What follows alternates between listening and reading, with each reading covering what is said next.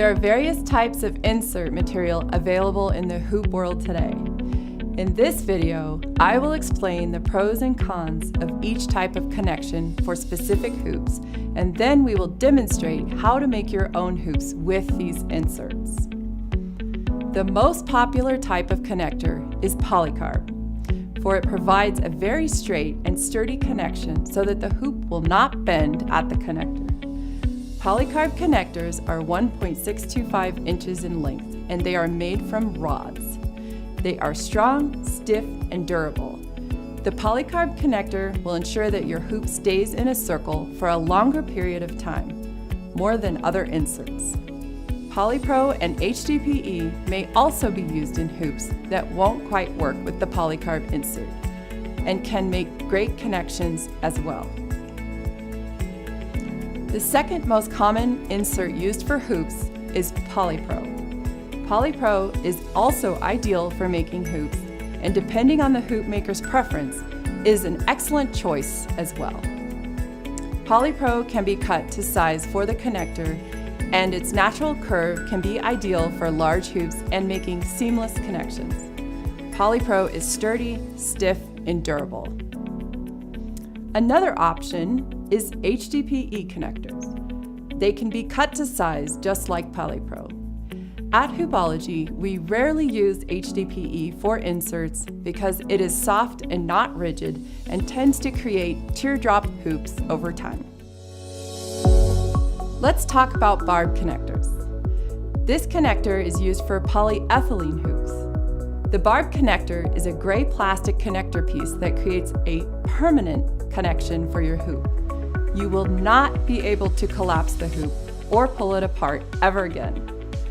To install the connector, you will need to heat up the ends of the tube to get the connector to slide in.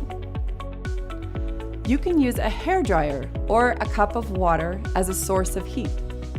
This will expand the tubing so that the connector fits inside. The tubing will shrink as it cools. If you hold the end of the pipe under a hairdryer or a pot of hot water, it will take approximately 30 seconds for the tube to soften up, and you will be able to easily insert the barb connector halfway into the pipe.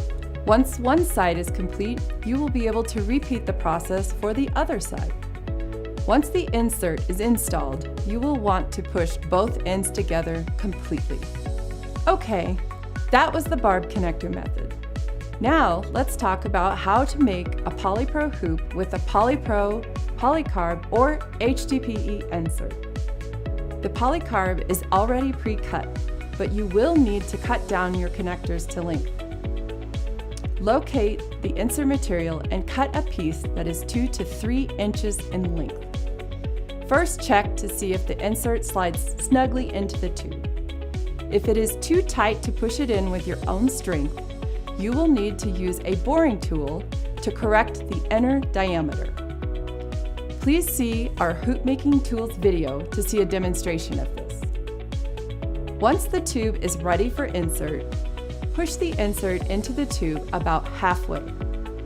We will now install the rivet. Using your drill and the 1/8 inch drill bit, drill a hole in the center of the tube and the insert, only drilling through the first layer of tube and first layer of insert. Using your riveter, place the rivet in the hole and install the rivet. Now connect the two sides of the hoop and locate the spot where you wish to install the push button. Using your drill and proper size drill bit for your push button, drill a hole through the first layer of tubing and the first layer of the insert.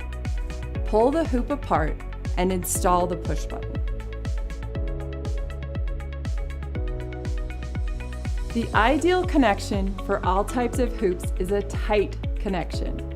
That means the connector is not loose at all. A tight connection is a connection where it should be physically challenging to connect the hoop. While this may be contrary to what you think is preferable to hoop making, a tighter connection is always better than a loose connection. Tight connections help keep the hoop its circle shape. They leave no gap at the connection point and keep hoops from becoming egg-shaped over time.